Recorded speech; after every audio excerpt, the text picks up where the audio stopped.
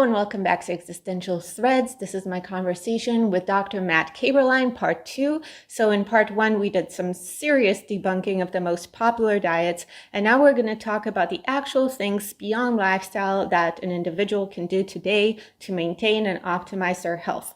Then we'll look at maybe the most promising molecule in aging today and why you might want to keep an eye on it.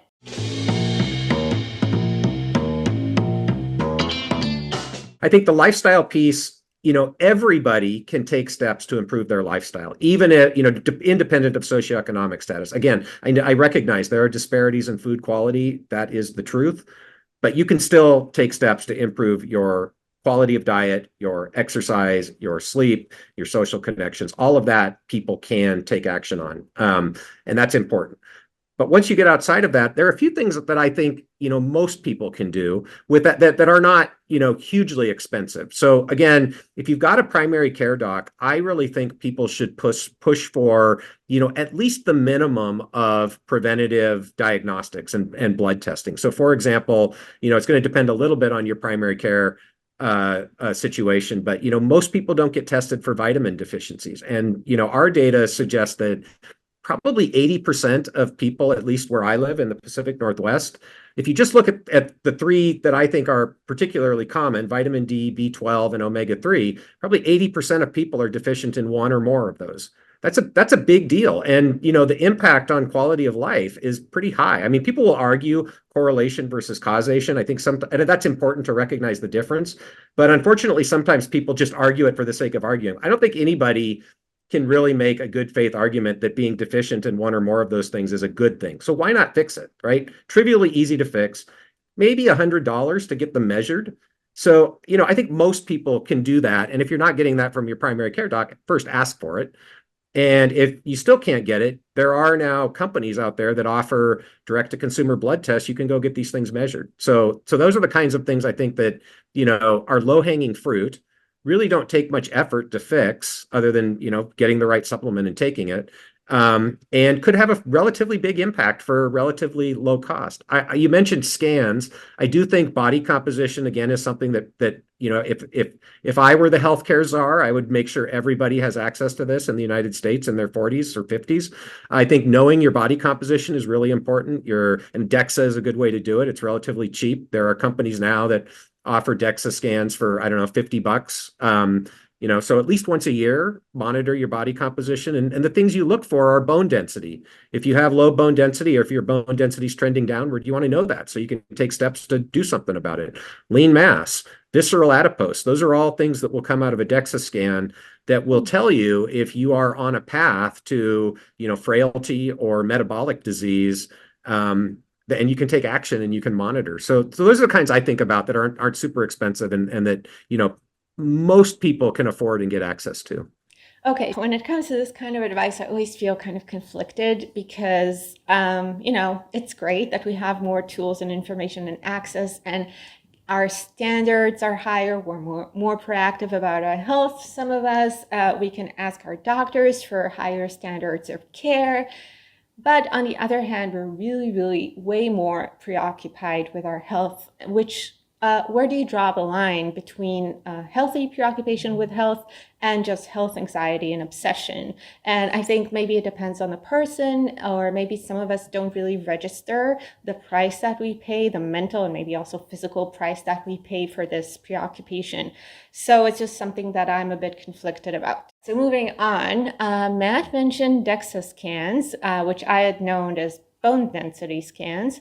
But he says that there is much more to them than that. So DEXA was first developed. So DEXA stands for dual X-ray or absorptometry. And it was first developed as a bone density assay. And so there are clinics you can go to who will give you a DEXA scan, but they will use the software in a way that only looks at bone density and usually looks at bone density, I think, in the spine and in the hips, because that's where most fractures happen in the elderly. You can also go get a whole body DEXA, and most of these clinics that will give you your bone density in specific regions actually have the data for whole body. It comes off the machine. It's just the way they analyze the data. And the whole body DEXA will give you bone density in a bunch of different regions. So you'll get skull, spine, right leg, right arm, left arm. It'll give you body fat in each of those regions, and also obviously whole body, percent body fat. And it'll give you lean mass. Now, lean mass is an indirect calculation. So because of the way the X-rays scatter, you can get bone and fat, and then you can figure out lean mass once you know what the bone and fat are. And there's an estimate for water, but it's pretty close. And the nice thing about DEXA is you can get visceral adipose, and visceral adipose is this fat tissue that seems to be probably most important for metabolic dysregulation, so insulin resistance and chronic inflammation. For reasons I don't completely understand, and I think are still being figured out, the visceral adipose seems to give off a lot more inflammatory signals. And so you get actually a measurement of visceral adipose. And that's where you might have heard this term skinny fat. So there are people who have very low whole body fat, but actually have high visceral adipose. And so they are at higher risk of metabolic disease because they have these high visceral adipose depots. You will get that from a DEXA scan. Interestingly, those people also are usually low in lean mass. So that combination of having high visceral adipose and low lean mass is like a double whammy for metabolic disease, because your muscle mass is actually really good as an insulin sensitizer. And so if you get that combination, you're at very high risk of having metabolic disease. And so again, these are the kinds of things that will come out of a DEXA scan. And there are companies out there now. The one that I know the most about, and I don't have any equity in Body Spec, but I just know about them because I've used them, and I know the owners. So they are in, I think, 5 or 6 cities. Seattle's one of them. They have a mobile DEXA service that, they have these Sprinter vans that have a DEXA machine in them. They go to different fitness centers. And so you can sign up, go for $50, get a DEXA scan, do that, once every 6 months, and it's like 15 minutes in and out. I was wondering if this level of nuance and diagnosis is helpful beyond telling us what we already know about steps we need to take to maintain and optimize our health, like resistance training and a balanced diet. There are probably a lot of people out there in their 30s, 40s, maybe even 50s who don't realize they're pre-diabetic or diabetic. In fact, I know there are a lot of people out there in that bucket. And oftentimes it's the kind of people that I was just talking about. They're lean, right? They don't have high body fat. They're usually under-muscled, but they have high visceral adipose. And so, this isn't the only way. And it doesn't show in blood tests.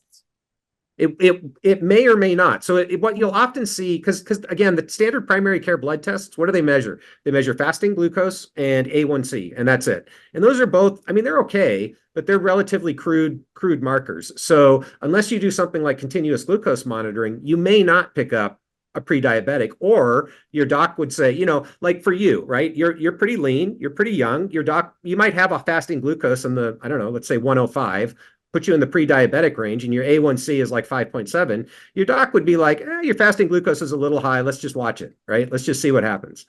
So you may not understand why that's happening unless you do a little bit more digging. We haven't talked about continuous glucose monitoring. That's the other tool that is actually quite powerful for identifying pre-diabetes, diabetes that's undiagnosed, and also learning about how certain foods affect your metabolic homeostasis. But again, I think the other thing you get from DEXA is the bone density. There are probably a lot of people out there who are on their way to osteoporosis or osteopenia and just don't know it. And if you recognize that in your 30s and 40s, you can take steps to make sure that when you get into your 50s, 60s, 70s, you aren't going to be in that osteoporosis category. I was surprised to hear about all these options that Matt mentioned that are available to some of us, at least today, in the medical world. But these are still very limited. And the truth is that we just don't have proper therapies yet when it comes to preventing age-related diseases and a general decline that comes with age. So we need to ask ourselves,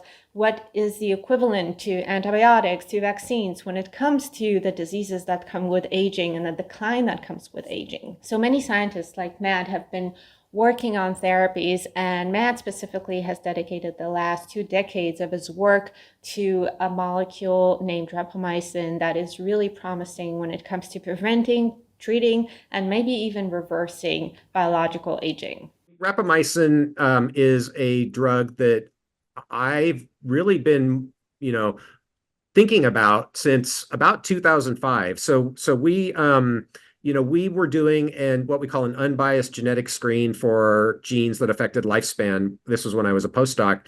And we came across mTOR just from this. So we weren't looking for it. It just came out of this genetic screen. And as soon as we got mTOR, when we knocked it down, we knew we could increase lifespan. I started looking to see what we knew about mTOR, and it turned out there was this drug, rapamycin, that was an inhibitor of mTOR. And since we were genetically knocking down mTOR, it made sense that the drug might have the same effect. And it turned out that it did. And so, me and a bunch of other people in the field have been interested in really trying to understand what are the mechanisms by which rapamycin has this effect? Is it universal? Does it work in every organism that we look at? How far can we push it? How big are the effects? What's the right dose? All of that stuff. How safe is it? For the last 20 years or so. And I think we've learned a lot. We've learned that rapamycin seems to increase lifespan and importantly delay pretty much every aspect of aging that we look at. So functional declines, diseases of aging, tissue and organ health. In every organism where this has been tested up through mice, clearly in rodents, right? Mice and rats, rapamycin has this anti-aging effect. You can start the treatment in middle age or later and still get most or all of the benefits. And you can do it pretty safely. So there's no real evidence for significant side effects at the doses that seem to increase lifespan. So that largely comes from laboratory studies. And then in the last 10 years or so, there's been a growing interest in asking, does this work outside of a laboratory? And so two places where I have been involved in doing some research is in pet dogs. So we have this dog aging project, part of which is a clinical trial to test whether rapamycin can increase lifespan and health span in companion dogs living with their owner, so in the human environment. We've done 2 short-term safety trials. Both of them showed no significant side effects, and in both of them, we found evidence for increased activity in the dogs getting rapamycin. They were double-blind, placebo-controlled. And in the first one, we also found evidence for improved heart function, and these are in middle-aged dogs. So now we are kind of in the middle of the large clinical trial to really test whether rapamycin can, in fact, increase lifespan and health span in dogs, and that's called TRIAD, for test of rapamycin in aging dogs. And we don't know the answer yet because the dogs are still blinded. So it'll be a little while before we actually know the answer to that. I thought it was super smart that Matt chose dogs to study aging because in this way he escaped 2 major challenges that we have with lab animals. First of all, diversity. Animals in the lab are not diverse genetically, pet dogs are. Then environment. Animals in labs obviously are not in an environment that has anything to do with human environment in our daily lives. Pet dogs definitely do. And then dogs also live considerably shorter lives than humans, which makes the study easier to actually complete and also, of course, to fund. And then in humans, I think it's obviously a super interesting question whether rapamycin has effects on aging and health span. Again, we don't know with any certainty at this point. What I can say is there have been a couple of really well done double-blind placebo-controlled clinical trials with a derivative of rapamycin called everolimus that showed the ability of a 6-week treatment in healthy older people to improve immune function. Immune function as measured by response to a flu vaccine and then risk of infection over the next, I don't remember whether it's 6 or 9 months. So I think pretty good evidence, at least for immune function, that short-term rapamycin treatment in people can have a positive effect. And then I have no idea what the numbers are, but it's almost certainly more than 10,000 people taking rapamycin, what's called off-label, meaning it's not for the FDA-approved indication, but they got prescribed rapamycin by their physician. They're now taking it. And so we've been studying those people and trying to gather information from them. And we published a paper earlier, I guess it was last year in 2023, where we collected data from 333 people who'd been using rapamycin off-label. We compared it to about 150 people who'd never used rapamycin. And, again, that type of data has intrinsic weaknesses. It's not the same quality as a placebo-controlled clinical trial. But I think we learned some interesting things. One thing that seemed very apparent to me was when you look at the side effect risk, really the only thing that was statistically significantly higher in the rapamycin treated group was mouth sores. And these were relatively mild mouth sores, kind of like a canker sore that a lot of people get. Nothing else came out as being higher for side effects in the rapamycin group. Now, that doesn't mean there weren't any, but nothing that was statistically significant. Interestingly, 6 other things came out as higher in the group that had never used rapamycin. Those might actually be benefits of rapamycin. That needs more study, but it was intriguing, I think, that it was more side effects that were higher in the non-users than in the users. The other thing that I think the signal was pretty robust for is that rapamycin seemed to confer some protection against severity of COVID-19 infection and long COVID. So the people who used rapamycin throughout a COVID-19 infection were statistically significantly less likely to have a moderate or severe case of COVID-19 or to go on and have symptoms consistent with long COVID. So that's interesting, and that actually, I think, fits pretty well with the biology that we know about rapamycin, that it can have, pretty potent anti-inflammatory effects, pretty potent immune modulating, immune strengthening effects, at least in certain contexts. So I think there's reason to believe that rapamycin can have benefits, at least for a subset of people. And so I think it's still a very interesting molecule to keep studying. I think there's lots of potential for rapamycin and potentially other mTOR inhibitors to be used to improve health span in people. Whether it'll increase lifespan on average and which people, will benefit, which people won't, I think all of that, still really remains to be determined. I have my own speculative ideas on that, but I don't really have a lot of data at this point to be able to start to say with any certainty. When we hear about a drug for aging, many people think it's something like we're going to live forever. It's going to give us immortality. It's really scary. And it's like we're not even close. Those are not the kinds of dilemmas we need to deal with these days. If we ever have something, it will probably be a combination of therapies. It's quite complex. It's a really complex problem, aging. So it won't be like this one magic bullet and not likely just a drug. But we do know that rapamycin has shown a real impact when it comes to a long list of animals that have been studied. So there's a good reason to believe that it will do something real for human beings too. So now the question is, with so much funds that governments spend on healthcare for people suffering from age-related diseases, why is it still so hard to fund those trials, to potentially approve those drugs, to make them available to the people? It's an FDA-approved drug. We know a ton about its safety profile. We know something about the dosing. Like, we could do very, very well-controlled clinical trials of rapamycin in people today for multiple age-related endpoints. The barrier is resources, right? Nobody has stepped up to fund these trials. It is an obvious thing to do, trivial to implement, but somebody's got to pay for it, and there's no incentive for pharmaceutical companies to pay for those clinical trials because rapamycin is off patent. So it's low-hanging fruit that apparently nobody wants to pick, unfortunately. So there's this joke that the NIA, the National Institute on Aging, is actually the NIA, the National Institute on Alzheimer's, because that's where almost all of the funding goes. So I had to ask Matt, how did he do, who did he bribe to get an actual grant to study rapamycin and aging biology? So we went and got reviewed in a competitive process by other scientists. And I think the things that appealed to them were the fact that dogs are a very powerful model for understanding the biology of aging, and they have unique strengths over both laboratory animals and over humans in this regard. Now, obviously, the NIH's mandate is human health, so the project has to be relevant for human health in principle for NIH to fund it. Now, I think we could have a debate about whether everything they fund is actually relevant for human health, but it's supposed to be.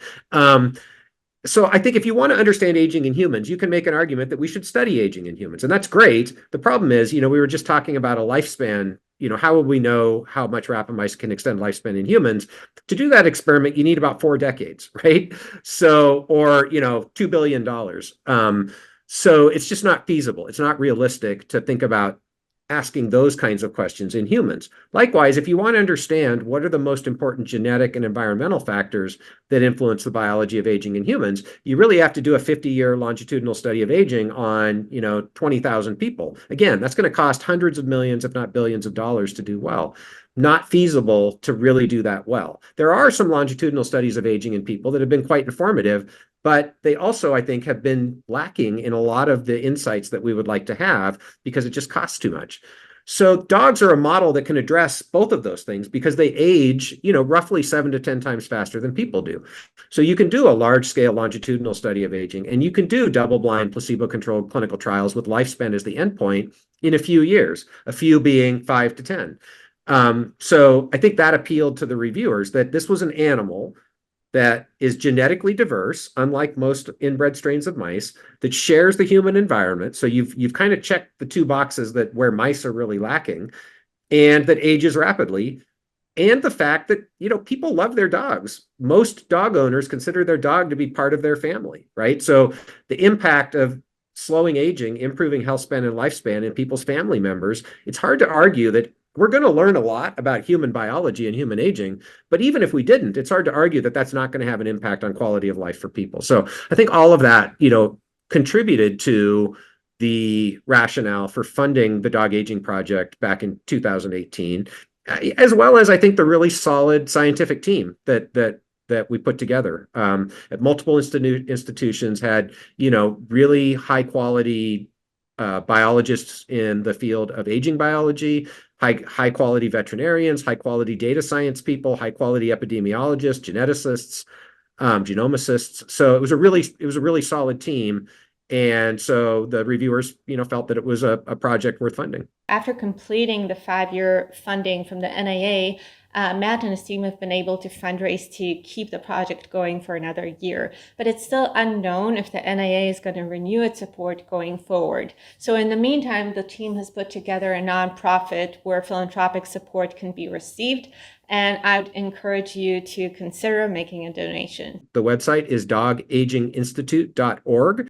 The mission of the Institute is not solely to fund the Dog Aging Project. It's really to more broadly support research on aging and health span in dogs and potentially even in other companion animals, cats and other companion animals. But for the short term, the primary goal of raising funds for the Institute now is to support the Dog Aging Project and keep it going.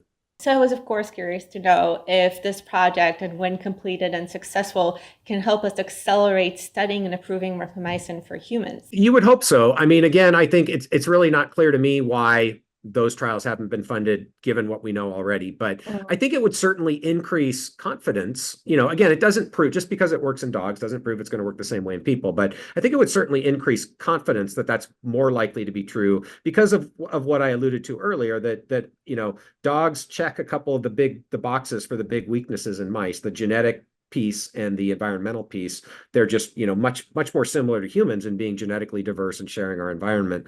So it would certainly, I think, raise confidence that rapamycin is more likely to have benefits in people maybe than the confidence is right now. So a few takeaways about rapamycin and Matt's trial. So first of all, it's important to emphasize that rapamycin is already in use. So the idea is to repurpose it for aging and for broader consumption. This is why we call it low-hanging fruit. But the other side of it is that it's off patent, so the motivation to fund those trials is pretty low because the payoff isn't great financially. But the good news is that some really talented people are working on it. There are actual human trials taking place right now, and I will link to them in the description below. So the bottom line for me is that whether you do optimize your health or not, this whole preoccupation will become naturally obsolete once we have proper medical responses.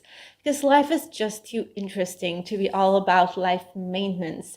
And it's certainly not a virtue to direct all of your attention there. And I do think it depends on the person, but if you feel that this has taken over your life, then I would suggest that you reconsider, because it can't be good when it comes to your physical health to be so obsessed with this kind of stuff. So I'm curious to hear what you think, and if anything that Matt mentioned is something that you're able and willing to try. I gotta say that I feel a bit overwhelmed right now, but looking forward to hearing from you, and until next time.